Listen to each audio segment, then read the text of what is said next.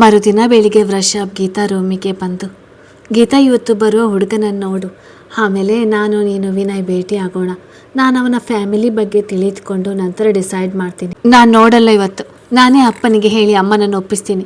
ನಿನಗೆ ನಿನ್ನ ಹೆಂಡ್ತಿನೇ ಹೆಚ್ಚು, ಅವಳೇ ಹೇಳಿರಬೇಕು ಬೇಡ ಅಂತ. ಅವಳಿಗೇನು ಗೊತ್ತು ಪ್ರೀತಿ ಅಂದರೆ. ಕೋಪ ಬಂದರೂ ತಡೆದು, ಗೀತಾ ಅವಳಿಗೆ ಹೀಗೆಲ್ಲ ಮಾತಾಡ್ತೀಯಲ್ಲ, ನೀ ವಿಚಾರ ಮಾಡಿ ನೋಡು. ಮನೆಯಲ್ಲಿ ತೋರಿಸಿದ ಹುಡುಗನ ಮದುವೆಯಾಗಿ ಅವನು ಅವತ್ತೇ ಸತ್ರು ಸಹ ಈವರೆಗೂ ಅವನನ್ನು ಮರೀಲಿಕ್ಕೆ ಆಗ್ತಾ ಇಲ್ಲ. ಅವಳಿಗೆ ಪ್ರೀತಿ ಬಗ್ಗೆ ಹೇಳ್ತೀಯಲ್ಲ, ಅವಳಷ್ಟು ನಮಗೂ ಸಹ ಪ್ರೀತಿ ಮಾಡಲಿಕ್ಕೆ ಸಾಧ್ಯ ಇಲ್ಲ. ಅಂದಾಗೆ ಮತ್ತೊಂದು ವಿಷಯ, ಬಾವ ನಿಂಗೇನೋ ತೊಂದರೆ ಕೊಡ್ತಿದ್ದಾನಂತೆ. ಹೌದಾ? ಯಾಕೆ ಮುಚ್ಚಿಟ್ಟಿದ್ಯಾ? ತಪ್ಪಲ್ವಾ? ಆಗ ಗೀತಾ ಭಯಪಟ್ಟು, ಅದವನು ನಾನು ಲವ್ ಮಾಡುವ ವಿಷಯ ಅಮ್ಮನಿಗೆ ಹೇಳ್ತೀನಿ ಅಂದ, ಅದಕ್ಕೆ ಅವನ ವಿಷಯ ಮುಚ್ಚಿಟ್ಟೆ. ಈಗಲಾದರೂ ನಿನ್ನ ಲವ್ ವಿಷಯ ಹೇಳಬೇಕಲ್ಲ ಅಮ್ಮನ ಮುಂದೆ. ಅಕ್ಕನ ಜೀವನದ ಪ್ರಶ್ನೆ ಆಲ್ರೆಡಿ ತಪ್ಪು ಆಗಿಬಿಟ್ಟಿದೆ. ಆಗ ಅವಳ ಮುಖ ನೋಡಿ ವಿಷಾದವಾಗಿ ನಕ್ಕು. ಆದರೂ ಅಕ್ಕನಿಗೆ ಸಿಗಬೇಕಾದ ಸ್ವಲ್ಪ ಪ್ರೀತಿ ಆದರೂ ಉಳಿಸ್ಬೇಕಲ್ವಾ? ಯಾಕೋ ನಿನ್ನ ಗುಣ ಇಷ್ಟ ಆಗ್ತಾ ಇಲ್ಲ. ಇಷ್ಟೊಂದು ಸ್ವಾರ್ಥ ಒಳ್ಳೆಯದಲ್ಲ. ಹೆಣ್ಣು ಎಲ್ಲರ ಬಗ್ಗೆ ವಿಚಾರ ಮಾಡಬೇಕು. ಈಗ ರೆಡಿಯಾಗು, ಅಕ್ಕನ ಕಳಿಸ್ತೀನಿ. ಯಾಕೆ ನಿನ್ನ ಹೆಂಡ್ತಿಗೆ ಏನಾದರೂ ಅಂತೀನಿ ಅಂತ ಭಯನ? ತಿರುಗಿ ಅವಳ ಮುಖ ನೋಡಿದಾಗ ತಲೆ ತಗ್ಗಿಸ್ಬಳು. ವೃಷಭ್ ಹತ್ತಿರ ಬಂದು, ಲವ್ ಮಾಡುವಾಗಿರೋ ಧೈರ್ಯ ಮದುವೆ ಅಂತ ಬಂದಾಗ ಇರೋಲ್ಲ. ಯಾಕೆ ಹೇಳು? ಆವಾಗ ಎಲ್ಲನೂ ವಿಚಾರ ಮಾಡಬೇಕಾಗುತ್ತೆ. ಸ್ವಲ್ಪ ವಿಚಾರ ಮಾಡು. ನಾನು ಪಾರುಗೆ ತಾಲಿ ಕಟ್ಟಿದಾಗ ಅಲ್ಲೇ ಹೊಡೆದಿದ್ದಾಳೆ, ಅದು ಅವಳ ತಪ್ಪಲ್ಲ. ಅವಳಿಗೆ ಆಲ್ರೆಡಿ ಮದುವೆ ಆಗಿದೆ. ಮತ್ತು ನಾನೇ ಬರೋದು ಸರಿ ಇಲ್ಲ. ಇನ್ನೊಬ್ಬರನ್ನು ಮದುವೆ ಆದರೆ ಅವ್ರಿಗೇನಾದರೂ ಆದರೆ ಅನ್ನುವ ಭಯ. ಅಲ್ಲದೆ ಮನಸ್ಸಿನ ತುಂಬ ಸಂಚಿತ್ ಬಿಟ್ಟು ಯಾರಿಗೂ ಜಾಗ ಇಲ್ಲ. ಅವಳ ಪ್ರೀತಿ ಪಡಿಬೇಕು ಅಂತ ತಾನೆ ಯಾವಾಗಲೂ ಅವಳ ಜೊತೆ ಇದ್ದು ಹಂತ ಹಂತವಾಗಿ ಪ್ರೀತಿ ಪಡಿತಾ ಇದ್ದೀನಿ. ಈಗಲಾದರೂ ಅವಳಿಗೆ ನಾನು ಯಾವುದೋ ವಿಷಯಕ್ಕೆ ಏನಾದರೂ ಅಂದರೆ ನಾನು ಆರಾಮವಾಗಿ ಸಂಚಿತ್ ನೆನಪಲ್ಲಿದ್ದೆ. ಯಾಕಾದರೂ ತಾಳಿ ಕಟ್ಟಿ ನನಗೆ ನೋವು ಕೊಡ್ತೀಯಾ ಅಂತ ಅನ್ನಿಸ್ಲಿಲ್ವಾ? ಇಂಥ ಸಮಯದಲ್ಲಿ ನಿನ್ನ ಮಾತು ಅವಳಿಗೆ ನೋವು ತರಿಸಿರ್ಬೋದು. ಅವಳಾಗಲಿ ಅವರ ತಂದೆ ತಾಯಿ ಆಗಲಿ ಯಾರದು ಒಪ್ಪಿಗೆ ತಗೊಳ್ಳದೆ ನಾನು ಅವತ್ತು ತಾಳಿ ಕಟ್ಟಿದ್ದೀನಿ. ಆವಾಗ ಅವಳು ಬೇಕಾದ್ದನ್ನು ಮಾಡ್ಬೋದಿತ್ತು, ಪೊಲೀಸ್ ಕಂಪ್ಲೇಂಟ್ ಸಹ ಕೊಡ್ಬೋದಿತ್ತು. ಆದರೂ ಅಮ್ಮ ಕರೆದುಕೊಂಡು ಬಂದಿದ್ದಕ್ಕೆ, ಅವರ ಅಮ್ಮ ಬೈದು ಕಳಿಸಿದ್ದಕ್ಕೆ, ಬೆಲೆ ಕೊಟ್ಟು ಹೊಂದಿಕೊಂಡು ಹೋಗೋದಕ್ಕೆ ಪ್ರಯತ್ನ ಪಡ್ತಿದ್ದಾಳೆ ಅಲ್ವಾ? ಆಯಿತು, ನಿನ್ನ ಹೆಂಡತಿನೇ ಗ್ರೇಟ್.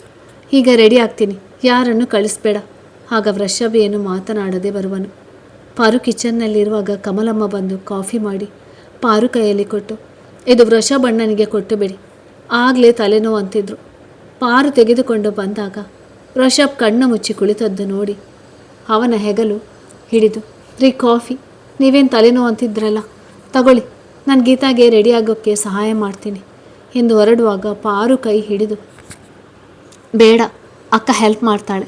ಇಲ್ಲ, ಅವರೇ ಹೇಳಿದ್ದಾರೆ, ಸೀತಕ್ಕ ಅತ್ತೆ ಏನು ಕೆಲಸ ಮಾಡ್ತಿದ್ದಾರೆ, ಗೀತಾ ಒಬ್ಬಳೆ. ಈಗ ಅಲ್ಲಿಗೆ ಹೋಗಬೇಡ, ಬೇರೆ ಏನಾದರೂ ಮಾಡು. ಅವಳ ಹತ್ರ ಮಾತ್ರ ಹೋಗಬೇಡ. ಅವಳಿಗೆ ಕೋಪ ಬಂದಿದೆ, ಅದ ನಿನ್ನ ಮೇಲೆ ತೋರಿಸ್ತಾಳೆ. ಸುಮ್ಮನೆ ನಿನ್ನ ಮನಸ್ಸಿಗೆ ನೋವು ಯಾಕೆ? ಅನ್ನಲಿ ಬಿಡಿ, ನನಗೇನು ಬೇಜಾರಿಲ್ಲ. ಪ್ರೀತಿನೇ ಹಾಗೆ, ಮನಸ್ಸಲ್ಲಿ ಅಷ್ಟು ಪ್ರೀತಿ ಇಟ್ಟು ಇನ್ನೊಬ್ಬರ ಮುಂದೆ ನಿಲ್ಲೋದು ಕಷ್ಟ ಎನ್ನುವಾಗ ಪಾರು ಕಣ್ಣಲ್ಲಿ ನೀರು ಬಂದು ವೃಷಭ್ ಪಾರು ಕೈ ಹಿಡಿದು, ಸಾರಿ ಕಣೆ, ನಾನು ನಿಂಗೆ ತಾಳಿ ಕಟ್ಟಬಾರ್ದಿತ್ತು, ಅಥವಾ ನಿನ್ನ ಒಪ್ಪಿಗೆ ಆದರೂ ಕೇಳಬೇಕಾಗಿತ್ತು. ಎರಡೂ ಮಾಡಲಿಲ್ಲ. ತುಂಬ ನೋವು ಕೊಡ್ತಿದ್ದೀನಿ, ಪ್ಲೀಸ್ ನನಗೆ ಕ್ಷಮಿಸಿಬಿಡು. ಇದೊಂದು ವಿಷಯದಲ್ಲಿ ತಪ್ಪು ಮಾಡಿಬಿಟ್ಟೆ.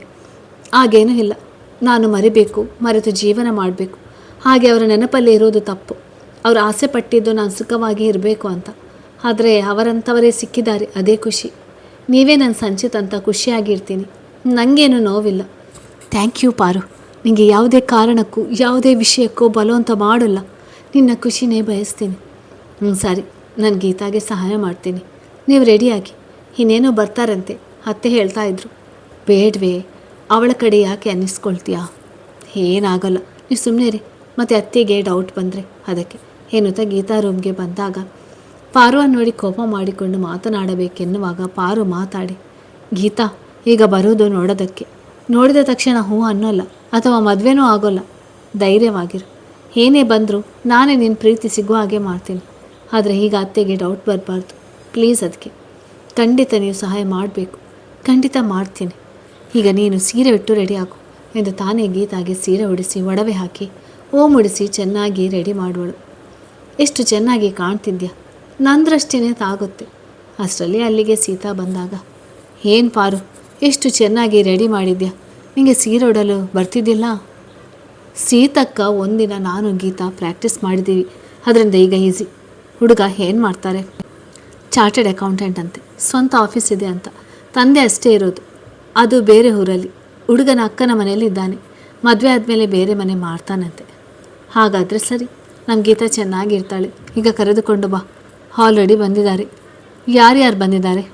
ಹುಡುಗ, ಹುಡುಗನ ಅಕ್ಕ, ಅಪ್ಪ, ಅಕ್ಕನ ಗಂಡ ಅಷ್ಟೇ ಬಂದಿರೋದು. ನಾನು ಟಿಫಿನ್ ವ್ಯವಸ್ಥೆ ಮಾಡ್ತೀನಿ, ನೀನು ಕರೆದುಕೊಂಡು ಬಾ ಎಂದು ಸೀತಾ ಅಲ್ಲಿಂದ ಹೊರಡುವಳು. ಪಾರು ಗೀತಾ ಕರೆದುಕೊಂಡು ಬಂದು ಹುಡುಗನ ಮುಂದೆ ಕೂಡಿಸಿ ತಾನು ವೃಷಭ್ ಪಕ್ಕದಲ್ಲಿ ನಿಂತಾಗ ವೃಷಭ್ ಹುಡುಗನ ಜೊತೆ ಮಾತಾಡಿ ಕೆಲಸದ ಬಗ್ಗೆ ತಿಳಿದು ನಂತರ ಪಾರು ಎಲ್ಲರಿಗೂ ಟಿಫಿನ್ ಕೊಡುವಾಗ ಹುಡುಗನ ಅಕ್ಕ ಪಾರು ಎಂದು ಗುರುತು ಹಿಡಿದು, ನೀನು ಶಾಂತಪ್ಪ ಐಸಿರಿ ಅವರ ಮಗಳಲ್ವಾ? ಹೌದಾ ಆಂಟಿ, ಅವರ ಮಗಳೇ ಪಾರ್ವತಿ ಅಂತ. ಮದುವೆಯಾಗಿ ಮದುವೆ ದಿನವೇ ಗಂಡ ಸತ್ತಿದ್ದಾನಲ್ಲ, ಅವಳೇ ಅಲ್ವಾ? ಆಗ ಪಾರು ವೃಷಭ್ ಮುಖ ನೋಡಿದಾಗ ಲಕ್ಷ್ಮಿಯವರು ಮಾತಾಡಿ, ಹೌದು ಅವಳೇ. ನಾವೀಗ ನಮ್ಮ ಮಗನಿಗೆ ತಂದುಕೊಂಡಿದ್ದೇವೆ, ಇದರಲ್ಲಿ ಅವಳ ತಪ್ಪೇನಿಲ್ಲ. ಈ ರೀತಿ ಮಾತನಾಡಬೇಡಿ, ಅವಳಿಗೆ ನೋವಾಗುತ್ತೆ. ಆದರೆ ಅವಳ ಕಾಲ್ಗುಣ ಸರಿ ಇಲ್ಲ ಅಂತಾರೆ. ನೀವು ನಿಮ್ಮ ಮಗನಿಗೆ ಮದುವೆ ಮಾಡಿದ್ದೀರಲ್ಲ? ನಾವೆಲ್ಲ ಕೇಳೇ ಮಾಡಿದ್ದೇವೆ, ಏನೂ ಆಗೋಲ್ಲ. ಅವಳು ಬಂದ ಮೇಲೆ ನನ್ನ ಮಗ ಬಿಸ್ನೆಸ್ ಇಂಪ್ರೂವ್ ಆಗಿತ್ತು. ಆಗ ವೃಷಭ್ ಮಾತಾಡಿ, ತಪ್ಪು ತಿಳಿಬೇಡಿ, ಕಾಲ್ಗುಣ ಅವೆಲ್ಲ ಸುಳ್ಳು. ಈ ರೀತಿ ಒಂದು ಹೆಣ್ಣಿಗೆ ನೋವು ಕೊಡೋದು ತಪ್ಪು. ವಯಸ್ಸಿದೆ, ನೋಡುವುದಕ್ಕೂ ಚೆನ್ನಾಗಿದ್ದಾಳೆ, ಅದಕ್ಕೆ ಮಾಡ್ಕೊಂಡಿದ್ದೀಯ. ಗಿರೀಶ್ ಮದುವೆ ಆಗೋ ಹುಡುಗ. ಅಕ್ಕ ಆ ರೀತಿ ಮಾತಾಡಬಾರ್ದು ಪಾಪ, ಅದರಲ್ಲಿ ಇವರ ತಪ್ಪೇನು? ಈಗ ನಾವು ಬಂದ ಕೆಲಸ ಮಾಡೋಣ. ಬೇಡ ಗಿರೀಶ್, ಇಂಥವರ ಮನೆಯಿಂದ ಏನು ತಗೊಳ್ಳೋದು ಬೇಡ, ಬಾ ಹೋಗೋಣ. ಅಕ್ಕ ಏನೂ ಆಗಿಲ್ಲ, ಅದು ಅವರ ಮನೆ ವಿಷಯ. ನಾವು ನೋಡೋದಕ್ಕೆ ಬಂದಿರೋದು ಗೀತಾನ. ಅವಳು ಹೇಗಿದ್ದಾಳೆ ಅನ್ನೋದಷ್ಟೇ ಬೇಕಾಗಿರೋದು. ಅಪ್ಪ ಇವನು ಆದರ್ಶ ದೊಡ್ಡ ಮನುಷ್ಯ ಆಗಬೇಕು ಅಂತ ಈ ಮನೆ ಹುಡುಗಿನೇ ಹ್ಞೂ ಅಂತಾನೆ. ನಡೀರಿ ಹೋಗೋಣ. ಆಗ ಲಕ್ಷ್ಮಿ ಅವರು ಮಾತನಾಡಲು ಮುಂದೆ ಬರುವಾಗ ವೆಂಕಟೇಶ್ ಅವರು ತಡೆದು, ಹೋಗಲಿ ಬಿಡು, ಇಷ್ಟ ಇಲ್ಲದು ಬೇಡ. ಇದೇ ಮೊದಲನೇ ಸಂಬಂಧ, ಮುಂದೆ ಬೇರೆ ನೋಡೋಣ. ನಮ್ಮ ಪಾರುಗೆ ನೋವು ಕೊಡೋ ಜನ ನಮಗೂ ಬೇಡ. ಆಗ ಬಂದವರಲ್ಲಿಂದ ವಾಪಸ್ ಹೋಗೋರು. ಪಾರು ಕಣ್ಣೀರು ಹಾಕುತ್ತಾ ಅಲ್ಲೇ ನಿಂತಾಗ ಸೀತಾಗೆ ಕೋಪ ಬಂದು, ನಿಮಗೆ ನಿಮ್ಮ ಮಗಳ ಜೀವನಕ್ಕಿಂತ ಮೊನ್ನೆ ಬಂದ ಸೊಸೆನೇ ಹೆಚ್ಚಾದ್ಲ? ಆಗ ವೃಷಭ್ ಮಾತನಾಡುವಾಗ ಪಾರು ಕಣ್ಣಲ್ಲಿ ಬೇಡ ಎಂದು ಅಳುತ್ತಾ ರೂಮಿಗೆ ಹೋಗೋಳು. ವೃಷಭ್ ಸೀತಾ ಜೊತೆ ಮಾತಾಡಿ, ಅಕ್ಕ ಪ್ಲೀಸ್ ಹಾಗೆಲ್ಲ ಮಾತಾಡಬೇಡ. ಈಗೀಗ ಪಾರು ಮರೆತಿದ್ದಾಳೆ, ಮತ್ತು ನಾವೇ ಅವಳಿಗೆ ನೋವು ಕೊಡೋದು ಬೇಡ. ಏನು ತಂಗಿ ಮದುವೆಗೆ ಅಡ್ಡವಾದವಳು ಅನ್ನೋ ಚಿಂತೆ ಇಲ್ವಾ? ಅವಳೇ ಹೆಚ್ಚ ನಿಂಗೆ? ವೆಂಕಟೇಶ್ ಅವಳೇ ಹೆಚ್ಚು. ನೀನು ಮದುವೆ ಮಾಡಿ ಕೊಟ್ಟಿದೆ, ಹಗಲೆಲ್ಲ ಇಲ್ಲಿಗೆ ಬರಬೇಡ. ಒಂದು ವೇಳೆ ಬರೋದಿದ್ರೆ ಅತಿಥಿಯಾಗಿ ಬಂದು ಹೋಗ್ಬೋದು. ಇದೇ ಕೊನೆ ಮಾತು. ಅಪ್ಪ ನೀವು ಸಹ ಸೊಸೆ ಪರವಾಗಿ ಮಾತನಾಡ್ತೀರಲ್ಲ. ಲಕ್ಷ್ಮಿ ನಮಗೆ ನಮ್ಮ ಸೊಸೆನೇ ಮುಖ್ಯ. ನೀನು ಸುಮ್ಮನೆ ಒಳಗೆ ಹೋಗು. ನಂತರ ವೃಷಭ್ ಮುಖ ನೋಡಿ, ಪಾಪು ನೀನು ಪಾರುಗೆ ಸಮಾಧಾನ ಹೇಳು, ಎಲ್ಲ ಒಳ್ಳೆಯದಾಗುತ್ತೆ. ವೃಷಭ್ ಅಲ್ಲಿಂದ ರೂಮಿಗೆ ಬಂದಾಗ ಗೀತಾ ಪಾರುಗೆ ಥ್ಯಾಂಕ್ಸ್ ಹೇಳುವುದನ್ನು ನೋಡಿ ಪಾರು ಕಣ್ಣೀರು ಒರೆಸಿಕೊಂಡು ಅವಳಿಗೆ ನಗು ಬೀರುವಳು. ವೃಷಭ್ಗೆ ಕೋಪ ಬಂದು ಗೀತಾ ಮುಖ ನೋಡಿದಾಗ ಅದನ್ನು ಧಿಕ್ಕರಿಸಿ ನಗುತ್ತಾ ತನ್ನ ರೂಮಿಗೆ ಹೋಗೋಳು. ಪಾರು ಏನೂ ಮಾತಾಡದೆ ಸುಮ್ಮನೆ ಕುಳಿತಾಗ ವೃಷಭ್ ಮಾತನಾಡಲು ಯೋಚಿಸುವಾಗ, ರೀ ನನಗೇನು ಬೇಜಾರಿಲ್ಲ, ಹೇಗಾದರೂ ಟೈಮ್ ಸಿಕ್ಕಿದೆ. ನೀವು ಗೀತಾ ವಿಚಾರಿಸಿ ವಿನಯ್ ಬಗ್ಗೆ ತಿಳಿಯಿರಿ, ಗೀತಾಗೆ ಹೆಲ್ಪ್ ಮಾಡಿ. ವೃಷಭ ಪಾರು ಮುಖ ನೋಡುವಾಗ, ನೀವು ಹೇಳಿರೋದೆಲ್ಲ ಸ್ವಾರ್ಥಿ ಆಗಬೇಡ ಅಂತ. ಅದಕ್ಕೆ ವೃಷಭ್ ಪಾರುವನ್ನು ತಬ್ಬಿಕೊಂಡು, ಸಾರಿ, ನಮ್ಮನೆಯಲ್ಲಿ ಎಲ್ಲರಿಂದ ನೋವು ಆಗ್ತಿದೆ, ಇದನ್ನೆಲ್ಲ ವಿಚಾರ ಮಾಡಲೇ ಇಲ್ಲ, ಆಗಿಬಿಟ್ಟಿದೆ, ಅನುಭವಿಸೋದು. ಇದನ್ನೆಲ್ಲ ಯೋಚಿಸಿ ನಾವು ಮದುವೆ ಆಗೋದಕ್ಕೆ ಬೇಡ ಅಂದಿದ್ದು. ಈ ಸಮಾಜ ಅಷ್ಟು ಸುಲಭದಲ್ಲಿ ಬಿಡಲ್ಲ. ಇಂಥವೆಲ್ಲ ಮಾತು ಕೇಳಲೇಬೇಕು, ಬೇರೆ ದಾರಿ ಇಲ್ಲ. ಈಗಿನ ಕಾಲದಲ್ಲಿ ಹೆಣ್ಣನ್ನು ಗಂಡು ಅರ್ಥ ಮಾಡಿಕೊಂಡು ಅಷ್ಟು ಹೆಣ್ಣು ಅರ್ಥ ಮಾಡಿಕೊಂಡಿಲ್ಲ. ಹೆಣ್ಣಿಗೆ ಎಣ್ಣೆ ಶತ್ರು ಅನ್ನುವ ಮಾತು ನಿಜ. ವೃಷಭ ಅವಳ ಮುಖವನ್ನು ನೋಡುವಾಗ ಪಾರು, ನಿಜಾನೇ ನಾನು ಹೇಳೋದು. ಹೇಗೆ ಹೇಳ್ತೀನಿ ಅಂತಾನ? ಮನೆಯಲ್ಲಿ 2 ವರ್ಷ ಕಾಲಿದ್ನಲ್ಲ, ಆವಾಗ ಮದುವೆ ವಿಷಯ ಬಂದಾಗ ಆದರೆ ಏನಾಗುತ್ತೆ, ಆಗಲಿಲ್ಲ ಅಂದರೆ ಏನಾಗುತ್ತೆ ಎಂಬ ವಿಚಾರ ಮಾಡಿದ್ದೀನಿ. ಮತ್ತು ಮದುವೆ ಆದರೆ ನನ್ನ ಜೀವನ ತುಂಬ ಬ್ಯಾಲೆನ್ಸ್ ಶೀಟಲ್ಲಿ ಪ್ರಾಫಿಟ್ಗಿಂತ ಲಾಸ್ ಆಗೋದೇ ಹೆಚ್ಚು. ಟ್ಯಾಲಿ ಆಗೋಲ್ಲ, ಎಂದೂ ಆಗೋಲ್ಲ. ಹೇಗಿದೆ ಉದಾಹರಣೆ? ಬಿಕಮ್ ಯೂಸ್ ಮಾಡಿ ನಿಮಗೆ ಹೇಳಿದೆ. ಜಾಣ ಅಲ್ವ ನಾನು ಕಲಿತ ವಿದ್ಯೆ ನನ್ನ ಜೀವನಕ್ಕೆ ಉದಾಹರಣೆ ಆಯಿತು. ಅಕೌಂಟ್ಸರ್ ಲೆಕ್ಕ ಹೇಳುವಾಗ ಟ್ಯಾಲಿ ಆಗಲೇಬೇಕಾ ಅಂತ ಕೇಳ್ತಿದ್ದೆ. ಆಗ ಅವರು, ಟ್ಯಾಲಿ ಆದಾಗ ನಿಮಗೆ ಫುಲ್ ಮಾರ್ಕ್ಸ್ ಸಿಗೋದು ಅಂತಿದ್ರು. ಆದರೆ ನನ್ನ ಜೀವನದಲ್ಲಿ ಪೂರ್ತಿ ಅಂಕ ಸಿಗಲೇ ಇಲ್ಲ, ಬರೀ ಕರೆಕ್ಷನ್ಗಳೇ ಜಾಸ್ತಿ. ಎಲ್ಲರೂ ಅವನ್ನೇ ನೋಡ್ತಾರೆ. ಹಾಗಾದರೆ ಅದು ನಿಮಗೆ ತಿಳಿಯೋಲ್ಲ. ನಾನು ಸ್ವಲ್ಪ ಹೊತ್ತು ಒಂಟಿಯಾಗಿರಲ್ಲ, ವಿಚಾರ ಮಾಡಿ ಆರೋಗ್ಯ ಹಾಳು ಮಾಡ್ಕೊಳ್ತೀಯ? ಬೇಡ, ಬೇಕಾದರೆ TV ನೋಡು. ನಾನಿನ್ನ ಮಾತನಾಡಿಸಲ್ಲ. ಆಗ ಪಾರು ವಿಷಾದವಾಗಿ ನಕ್ಕು. ನಿಮ್ಗೆ ಗೊತ್ತಾ, ಇಂಥ ಟೈಮ್ನಲ್ಲಿ ಹಾಡು ಸಹ ಶೋಕ ಗೀತೆಯಾಗುತ್ತೆ. ಇವಾಗ ಬರೀ ಸಾಹಿತ್ಯ ಅಷ್ಟೇ ಕೇಳಿಸುತ್ತೆ. ಅದು ನನ್ನ ದುಃಖವನ್ನೇ ಹೇಳುತ್ತೆ, ಅದನ್ನೇ ತೋರಿಸುತ್ತೆ. ಅದು ಯಾಕೆ ಹಾಗೆ ಹೇಳ್ತೀಯಾ? ಅನುಭವ ಪಾಠ ಕಲಿಸಿದೆ. ಪ್ಲೀಸ್ ನನ್ನ 1 ತಾಸು ಬಿಟ್ಬಿಡಿ ನನ್ನ ಪಾಡಿಗೆ ಎಂದು ಅಲ್ಲಿಂದ ಹೊರಗಡೆ ಹೋಗೋಳು. ಅನಂತರ ವರ್ಷ ವಿಚಾರ ಮಾಡುತ್ತಾ ಅಲ್ಲೇ ಕೂಡುವನು. ಲಕ್ಷ್ಮಿ ಅವರು ವೆಂಕಟೇಶ್ ಜೊತೆ ಮಾತಾಡಿ, ರೀ ಹುಡುಗ ತುಂಬ ಒಳ್ಳೆಯವನು, ಅದೇನು ಮಾಡೋದು? ಮನೆಯಲ್ಲಿ ಅಕ್ಕನ ಅಭಿಪ್ರಾಯ. ಸೀತಾ ಪಾರುಗೆ ಏನು ಹಾಗೆ ಮಾತಾಡೋದು? ಆ ಹುಡುಗಿ ಈಗ ತಾನೇ ಹೊಂದಿಕೊಳ್ತಾ ಇದ್ದಾಳೆ. ಅವಳಿಗೆ ಒಂದಿಷ್ಟು ಬುದ್ಧಿ ಹೇಳು. ಗೀತಾನ ಭೇಟಿಯಾಗು, ಸಮಾಧಾನ ಮಾಡು. ನೀ ಪಾರುಗೆ ನೋವು ಕೊಡಬೇಡ. ಇಲ್ಲ ರೀ, ಯಾವುದೇ ಕಾರಣಕ್ಕೂ ಆ ಹುಡುಗಿಗೆ ಏನು ಅನ್ನೋಲ್ಲ. ಎಷ್ಟು ಚೆನ್ನಾಗಿ ನಗ್ತಾ ಇರುವ ಆ ಹುಡುಗಿಗೆ ಇವರು ಬಂದು ಕಣ್ಣೀರು ಹಾಕಿಸಿದ್ರು. ಅದು ಹೋಗಲಿ ಬಿಡು. ವೃಷ ಪಾರುಗೆ ಸಮಾಧಾನ ಹೇಳ್ತಾನೆ. ಈಗ ಗೀತಾ ಹತ್ತಿರ ಹೋಗು. ಲಕ್ಷ್ಮಿ ಅವರು ಗೀತಾ ರೂಮ್ಗೆ ಬಂದಾಗ ಗೀತಾ ಮುಖದಲ್ಲಿ ಖುಷಿ ಕಂಡು ಯಾಕೋ ಡೌಟ್ ಬಂದು, ಯಾಕೆ ಕ್ಯಾನ್ಸಲ್ ಆಗಿದೆ, ಖುಷಿಯಾಗಿದೆ ಏನು? ಹಾಗೇನಿಲ್ಲಮ್ಮ, ಅದು ಮೊದಲನೇದು ಹೀಗಾಯ್ತಲ್ಲ ಅಂತ. ಮತ್ತೆ ಮುಖದಲ್ಲಿ ಖುಷಿಗೆ ಕಾರಣ? ಅದು ಮೊಬೈಲ್ನಲ್ಲಿ ಏನೋ ಜೋಕಿತ್ತು, ಅದನ್ನು ಓದಿ ನಗು ಬಂತು. ಹ್ಞೂ ಸರಿ, ಹುಡುಗ ಹೇಗಿದ್ದಾನೆ? ಬಿಸ್ನೆಸ್ ಅಂತೂ ಚೆನ್ನಾಗಿದೆ.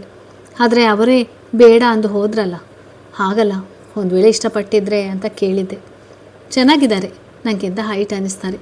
ಹೌದು, ಆದರೆ ಸ್ವಂತ ಆಫೀಸ್ ಇರೋದಕ್ಕೆ, ನೀನು ಅವರು ಸೇರಿ ಆಫೀಸ್ ನೋಡ್ಕೊಂಡು ಹೋಗೋದಕ್ಕೆ ನಿನ್ನ ಒಪ್ಪಿ ಇವತ್ತು ನೋಡೋಕ್ಕೆ ಬಂದಿತ್ತು. ಹೋ ಹೌದಾ, ಹತ್ಕೆಯಿಂದ ಕ್ಯಾನ್ಸಲ್ ಆಯ್ತಲ್ಲ. ಆದರೆ ಪಾರುಗೆ ನೀ ಏನು ಅನ್ಬಾರ್ದು. ಇದರಲ್ಲಿ ಅವಳ ತಪ್ಪಿಲ್ಲ. ನೀ ಏನಾದರೂ ಅವಳಿಗೆ ತೊಂದರೆ ಕೊಟ್ಟಿದ್ದು ಗೊತ್ತಾದರೆ ನಿನ್ನ ಮಾತ್ರ ಸುಮ್ಮನೆ ಬಿಡೋಲ್ಲ. ಅಷ್ಟರಲ್ಲೇ ಅಲ್ಲಿಗೆ ಸೀತಾ ಬಂದಾಗ, ಯಾಕಮ್ಮ ಅದೆಷ್ಟು ಮೋಡಿ ಮಾಡಿದಾಳೆ ಸೊಸೆ. ನಿನ್ನ ಸ್ವಂತ ಮಕ್ಕಳಿಗಿಂತ ಅವಳ ಬಗ್ಗೆ ಎಷ್ಟು ಕೇರ್ ತಗೋತೀಯಲ್ಲ. ಅಕ್ಕ, ಇವಾಗ ಅಣ್ಣನೂ ಅದಕ್ಕೆ ಹೇಳ್ದಂಗೆ ಕೇಳ್ತಾನೆ, ನಾವೆಲ್ಲ ಕಣ್ಣಿಗೆ ಕಾಣೋಲ್ಲ. ಸೀತಾ, ನಿನ್ನ ಗಂಡ ಯಾವಾಗ ಬರ್ತಾನೆ? ಇವತ್ತು ಸಾಯಂಕಾಲ ಅಥವಾ ನಾಳೆ ಬರಬಹುದು. ಯಾಕೆ? ಹಾಂ, ನೀನು ಹೋಗಬೇಡು, ಸಾಕು, ನಮಗೆ ಪಾರು ಅಷ್ಟೇ ಸಾಕು ಎಂದು ಅಲ್ಲಿಂದ ಹೋಗೋರು. ಗೀತಾ, ನೀನು ನಾನು ಬೇಡವಾ ಇವರಿಗೆ? ಯಾರಿಗೊತ್ತು? ಅಣ್ಣನಿಗೆ ಮಾತ್ರ ಬೇಡ, ಅವನಂತೂ ಅವಳ ಸಲುವಾಗಿ ನನ್ನ ಮೇಲೆ ಕೈ ಮಾಡುವುದಕ್ಕೆ ಬಂದಿದ್ದ. ಇವರಿಬ್ಬರು ಅದೇ ರೀತಿ ತುಳಿದಿದ್ದಾರೆ ಅಲ್ವೇ? ಹೀಗಾದರೆ ಹೇಗೆ ಹೇಳು? ಬಂದವರು ಅಂದಿದ್ರಲ್ಲಿ ಏನು ತಪ್ಪಿದೆ? ಪಾರು ಕಾಲ್ಗುಣ ಸರಿಯಿಲ್ಲ. ಮದುವೆ ದಿನನೇ ಸಂಚಿತ್ ಸತ್ತಿಲ್ವಾ? ಅದು ಗೊತ್ತಿದ್ದವಳನ್ನು ತಂದು ನನ್ನ ತಮ್ಮನಿಗೆ ಕಟ್ಟುವ ಅನಿವಾರ್ಯ ಏನಿತ್ತು? ಆಗ ಅಲ್ಲಿಗೆ ವೆಂಕಟೇಶ್ ಅವರು ಬಂದು ಆ ಮಾತು ಕೇಳಿ, ಸೀತಾ, ನೀನೇ ಜೋಯಿಸರ ಮಾತು ಕೇಳಿಲ್ವಾ? ಅವರೇ ಹೇಳಿದ್ದಾರೆ ತಾನೆ ಇಬ್ಬರಿಗೆ ಇವಳೆ ಹೆಂಡತಿ ಅಂತ. ಅದೇ ಪ್ರಕಾರ ನಾವು ಮಾಡಿದ್ದೇವೆ. ನೀನು ನಿನ್ನ ಸಂಸಾರದ ಬಗ್ಗೆ ವಿಚಾರ ಮಾಡು, ಬೇರೆಯವರ ಬಗ್ಗೆ ಬೇಡ. ನಮ್ಮನೆ ವಿಷಯಕ್ಕೆ ತಲೆ ಕೆಡಿಸ್ಕೋಬೇಡ. ನಿನ್ನ ಗಂಡ ಯಾವಾಗಲೂ ಊರೂರು ಅಂತಿರ್ತಾನಲ್ಲ, ಅವನು ನಿನ್ನ ಜೊತೆ ಹೇಗಿದ್ದಾನೆ? ಯಾಕಪ್ಪ ನಿಮಗೆ ಡೌಟ್? ಚೆನ್ನಾಗಿದ್ದಾರೆ. ಊರ ಮೇಲೆ ಜಾಸ್ತಿ ಕೆಲಸ, ಅದಕ್ಕೆ. ಏನಾದರೂ ಹೆಚ್ಚು ಕಮ್ಮಿಯಾಗಿ ಆಮೇಲೆ ಬಂದು ನಮ್ಮ ಮುಂದೆ ಅಳ್ತಾ ಕೂಡಬೇಡ. ಈಗಲೇ ಹೇಳ್ತಾ ಇದ್ದೀನಿ, ಅವನ ನಡವಳಿಕೆ ಮೇಲೆ ಡೌಟ್ ನನಗೆ. ನಿನ್ನ ಗಂಡನ ಹದ್ದು ಬಸ್ನಲ್ಲಿ ಇಟ್ಕೊ, ಆಮೇಲೆ ತಮ್ಮ ತಂಗಿ ಅನ್ನೋದು ವಿಚಾರ ಮಾಡುವೆ ಅಂತೆ. ವೆಂಕಟೇಶ್ ಅವರು ಗೀತಾ ಮುಖ ನೋಡಿ ಅಲ್ಲಿಂದ ಹೊರಗಡೆ ಬಂದಾಗ, ಸೀತಾ ಗೀತಾ ಮುಖವನ್ನು ನೋಡುವಾಗ ಅಲ್ಲಿಗೆ ಬಂಟಿ ಬಂದು, ಗೀತಾ ಆಂಟಿ, ಮಾಮಿ ಕಾಣಿಸ್ತಾ ಇಲ್ಲ, ಎಲ್ಲಿದ್ದಾಳೆ? ಲೇ, ಅವಳ್ಯಾಕೆ ಬೇಕು ನಿಂಗೆ? ಯಾಕಮ್ಮ ಕೋಪ ಮಾಡ್ಕೊಳ್ತೀಯ? ಕೇಳಿದೆ. ಸ್ವಲ್ಪ ಹೊತ್ತಿಗೆ ಮುಂಚೆ ಹೊರಗಡೆ ಹೋದ್ರು, ಇನ್ನೂ ಆದರೂ ಬಂದಿಲ್ಲವೇನು? ತಲೆ ತಿನ್ಬೇಡ, ಮಾಮನ ರೂಮ್ನಲ್ಲಿರಬೇಕು ನೋಡು. ಆಗ ಬಂಟಿ ವೃಷಭ್ ರೂಮಿಗೆ ಬಂದು, ಮಾಮಿ ಎಲ್ಲಿ? ಮಾಮ ಹೊರಗಡೆ ಇಲ್ವಾ ಬಂಟಿ? ಇಲ್ಲ ಮಾಮ, ಆಗಲೇ ಎಲ್ಲಿಗೂ ಹೋದ್ರು, ಇನ್ನಾದರೂ ಬಂದಿಲ್ಲ ಅನಿಸುತ್ತೆ. ಮತ್ತೆ ಎಲ್ಲಿ ಹೋದ್ರು? ಆಗ ವೃಷಭ್ ಗಾಬರಿಯಾಗಿ ಹುಡುಕುತ್ತಾ ಹೊರಗಡೆ ಬರೋನು. ಅಮ್ಮ, ಪಾರುವನ್ನು ನೋಡಿದ್ರಾ? ಬಂಟಿ ಎಲ್ಲೋ ಹೊರಗಡೆ ಹೋಗಿದ್ದಾಳೆ ಅಂತಿದ್ದಾಳೆ. ನಾನು ನೋಡಿಲ್ಲ, ಅಲ್ಲೇ ಸಮಾಧಾನ ಮಾಡು ಅಂತ ಹೇಳಿದ್ನಲ್ಲ. ರೂಮ್ ಬಿಟ್ಟು ಎಲ್ಲಿ ಕಳಿಸಿದ್ಯಾ? ಅಮ್ಮ, ನಾನು ಸಮಾಧಾನ ಹೇಳಿದೆ, ಅವಳು ಸ್ವಲ್ಪ ಹೊತ್ತು ಒಂಟಿಯಾಗಿ ಇರಬೇಕಂದ್ಲು, ಅದಕ್ಕೆ. ವೆಂಕಟೇಶ್, ಮನೆಯೆಲ್ಲ ಹುಡುಕಿ ಇಲ್ಲಿ ಎಲ್ಲೋ ಇರ್ತಾಳೆ, ಯಾಕೆ ಭಯ? ವೃಷಭ್ ಗೀತಾ ರೂಮ್ಗೆ ಹೋಗಿ ಕೇಳುವಾಗ, ನೀನು ರೂಮ್ ಬಿಟ್ಟು ಹೊರಗಡೆ ಬರೋದೇ ಇಲ್ಲ, ಅಲ್ಲೇ ಇರಬೇಕು ನೋಡು. ಸೀತಾ, ಫೋನ್ ಮಾಡು ಪಾಪು. ಅಕ್ಕ, ಫೋನ್ ರೂಮಲ್ಲೇ ಇದೆ, ನೀನು ಜೊತೆ ಇದ್ದೀಯಲ್ವಾ? ಅವಳು ಒಬ್ಬಳೇ ಇರ್ತೀನಿ ಅಂದಿದ್ದಕ್ಕೆ ಸುಮ್ಮನೆ ಇದ್ದೆ. ಗೀತಾ, ಸಂಚಿತ್ ನೆನಪಾಗಿ ಅವನ ಸಮಾಧಿ ಹತ್ತಿರ ಹೋಗಿರ್ಬೇಕು ನೋಡು, ಅಥವಾ ತಾನು ಸಾಯೋಕ್ಕೆ ಹೋದ್ಲೇನು. ಆಗ ಅಲ್ಲಿಗೆ ಲಕ್ಷ್ಮಿ ಅವರು ಬಂದು ಗೀತಾ ಮಾತು ಕೇಳಿ ಕಪಾಲಕ್ಕೆ ಹೊಡೆಯುವಾಗ ವೃಷಭ್ ಬಿಡಿಸಿ, ವೃಷಭ್, ಗೀತಾ ಎಷ್ಟು ಮಾತಾಡ್ತೀಯ? ಪಾರು ಮೇಲೆ ನಿನ್ನ ದ್ವೇಷ ಯಾಕೆ? ನಿನ್ನೆಯಿಂದ ಮಾತನಾಡ್ತಿದ್ಯಾ ಆಕೆಗೆ? ಲಕ್ಷ್ಮಿ, ಇವಳು ಪಾರುಗೆ ಮಾತನಾಡಿದ್ಲಾ? ಯಾಕೆ, ಹೇಗಿದೆ ಮೈಗೆ? ಅವಳೇನು ಈ ಮನೆ ಸೊಸೆ ಆಗಬೇಕು ಅಂತ ಅಂದಿಲ್ಲ, ನಾವಾಗೇ ಸೊಸೆ ಮಾಡ್ಕೊಂಡಿತ್ತು. ಗೀತಾ, ಅದಕ್ಕೆ ಏನು ಆ ಸಂಚಿತ್ ಜಪ ಮಾಡ್ತಾಳಲ್ಲ, ಅದಕ್ಕೆ ಅಂದೆ. ಹೆಂಗಿದ್ರು ಬಲವಂತದ ಮದುವೆ, ಅದಕ್ಕೆ ಹೋಗಿರಬೇಕು. ನೀನು ಯಾಕೆ ನನ್ನ ಮೇಲೆ ಕೈ ಮಾಡ್ತೀಯ? ಅದು ಅವಳ ಸಲುವಾಗಿ. ಯಾಕೆ ತಿರುಗಿ ಮಾತನಾಡುವಷ್ಟು ಸುಖ ಹೆಚ್ಚಾಯ್ತಾ ಅಥವಾ ಶ್ರೀಮಂತಿಕೆಯ ಕೊಬ್ಬ? ಹೌದಮ್ಮ, ಶ್ರೀಮಂತಿಕೆಯ ಕೊಬ್ಬು. ನಾನು ಈ ಮನೆ ಮಗಳು, ಅದಕ್ಕೆ ಥರ ಬಡತನದಿಂದ ಬಂದಿಲ್ಲ. ಅವರಂಥ ಹಣೆಬರನೂ ನಂದಿಲ್ಲ. ಅವಳ ಡ್ರೆಸ್ ನೋಡು, ಎಂಥ ಚೀಪ್ ವಸ್ತು ಯೂಸ್ ಮಾಡ್ತಾಳೆ. ಒಂದು ವೇಳೆ ಡ್ರೆಸ್ ಸೀರೆ ಸಹ ಇಲ್ಲ, ಎಲ್ಲ ನೀನೇ ಕೊಟ್ಟಿದ್ದು. ಎಷ್ಟು ಬಂಗಾರ ಇದ್ದರೇನು, ಮನಸ್ಸು ಬಂಗಾರ ಅಲ್ಲದಾಗ ಅವಳಿಗಿರುವ ಗುಣ ಒಂದಿಷ್ಟು ಇಲ್ಲ ನಿಮ್ಮಿಬ್ಬರಲ್ಲಿ. ಸೀತಾ: ಹೌದಮ್ಮ, ನಾವಿಬ್ಬರು ಸರಿ ಇಲ್ಲ. ಪಾರು ತುಂಬ ಒಳ್ಳೆಯವಳು. ತಿನ್ನೋದಕ್ಕೆ ಗತಿ ಇಲ್ಲದೆ ಇರುವವಳನ್ನು ತಂದು ಉಪ್ಪರಿಗೆ ಮೇಲೆ ಕೂಡಿಸಿ ಮೆರೆಸ್ತಿದ್ದೀರಿ ಎಲ್ಲರೂ. ಲಕ್ಷ್ಮಿ: ಸಾಯುವ ಕಾಲಕ್ಕೆ ಸೊಸೆನೇ ಆಗೋದು. ಹೀಗಲೇ ಪಾರು ಕಾಳಜಿ ಮಾಡುವಷ್ಟು ನೀವಿಬ್ಬರು ಎಂದೂ ಮಾಡಿಲ್ಲ. ಸೀತಾ: ಕಾಳಜಿ ಇರೋದಕ್ಕೆ ಅಲ್ಲಿಂದ ಬರೋದು. ಅಲ್ಲಿಂದ ಎದಕ್ಕೆ ಬರ್ತೀಯಾ? ಮನೆ ಕೆಲಸ ಮಾಡೋದು ತಪ್ಪಿಸ್ಕೊಳ್ಳಲಿಕ್ಕೆ, ಹತ್ತಿ ಚಾಕ್ರಿ ಮಾಡೋದು ಬೇಸರ. ಆಗ ಸೀತೆ ತಲೆ ತಗ್ಗಿಸಿದಾಗ: ಯಾಕೆ ತಲೆ ತಗ್ಗಿಸ್ತೀಯಾ? ಎಂಥ ಒಳ್ಳೆ ಅತ್ತೆ ಇಟ್ಕೊಂಡು ಇಲ್ಲಿ ತಿಂಗಳಲ್ಲಿ 2 ಸಲ ಬರ್ತೀಯಾ? ಅಂದರೂ ನಿಮ್ಮ ಅತ್ತೆ ಒಂದಿನ್ನೂ ಬೇಚಾರ ಮಾಡಿಕೊಳ್ಳದೆ ಸುಮ್ಮನೆ ಇರ್ತಾರೆ. ಅದು ನಿಮಗೆ ತಿಳಿತಾ ಇಲ್ವಾ? ಮುಂದೆ ಇನ್ನು ಒಂದು ಬಿತ್ತು ಅಂದರೆ ಹಾಗೆಲ್ಲ ಗೊತ್ತಾಗುತ್ತೆ. ಈಗ ನೀವಿಬ್ಬರು ಅವಳಿಗೆ ಏನಾದರೂ ಅಂದರೆ ಮನೆಯಲ್ಲೇ ಇಟ್ಕೊಳ್ಳೋಲ್ಲ. ನಡಿ ಪಾಪು, ಹೊರಗಡೆ ಸೆಕ್ಯೂರಿಟಿ ಹತ್ರ ಕೇಳು. ವೃಷಭ್ ಅಲ್ಲಿಂದ ಸೆಕ್ಯೂರಿಟಿ ಹತ್ತಿರ ಬಂದು ಕೇಳಿದಾಗ ಅವರು ಶಿವನ ದೇವಸ್ಥಾನಕ್ಕೆ ಹೋದರು. ಬೇಜಾರಾದರೆ ಅಲ್ಲೇ ಹೋಗ್ತಾರೆ. ಯಾವಾಗಿದ್ರೂ ರೂಢಿ ಇದೆ. ಅವರ ಮನಸ್ಸಿಗೆ ಸಮಾಧಾನ ಆಗೋವರೆಗೂ ಅಲ್ಲೇ ಕುಳಿತು ಬರ್ತಾರೆ. ನನಗೆ ಗೊತ್ತು, ಅವರ ತಂದೆ ಪರಿಚಯ ಇದೆ. ನೀವು ಅಲ್ಲೇ ಹೋಗಿ ಸಿಗ್ತಾರೆ. ನಂತರ ವೃಷಭ್ ಥ್ಯಾಂಕ್ಸ್ ಹೇಳಿ ಲಕ್ಷ್ಮಿ ಅವರಿಗೆ ವಿಷಯ ತಿಳಿಸಿ ಕರೆಯಲು ಹೋಗೋನು. ಕಾರ್ ತಕೊಂಡು ದೇವಸ್ಥಾನಕ್ಕೆ ಬರುವಾಗ ಮನೆಯಲ್ಲಿ ಪಾರು ಅಂದ ಮಾತು ಆಲೋಚಿಸುವಾಗ ಪಾರು ಹೇಳಿದಂಗೆ ನಿಜ. ನಮ್ಮನ್ನು ಈ ಸಮಾಜ ನೆಮ್ಮದಿಯಾಗಿ ಬದುಕೋಕ್ಕೆ ಕೂಡಲ್ಲ, ಹೇಗಾದರೂ ತೊಂದರೆ ಕೊಡ್ತಾರೆ. ನಾನು ಎಷ್ಟೇ ಖುಷಿಯಾಗಿ ನೋಡ್ಕೊಳ್ತೀನಿ ಅಂದರು ಮಾತನಾಡುವವರು ಮಾತನಾಡ್ತಾರೆ. ಆದರೂ ಅವಳೇ ತನಗೆ ತಾನೇ ಧೈರ್ಯ ಹೇಳ್ಕೊಳ್ತಾಳೆ. ನಾನು ಅಂದ ಒಂದು ಮಾತಿಗೆ ಸ್ವಾರ್ಥ ಬಿಟ್ಟು ಮತ್ತು ಗೀತಾಗೆ ಹೆಲ್ಪ್ ಮಾಡಿ ಅಂತಾಳೆ. ಗೀತಾ ಪ್ರಾಬ್ಲಮ್ ಸಾಲ್ವ್ ಮಾಡಬೇಕು, ಹೇಗಿದ್ರೂ ಲವ್ ಮಾಡ್ತೀನಿ ಅಂತಾಳೆ. ಅದನ್ನೇ ಮಾಡೋಣ.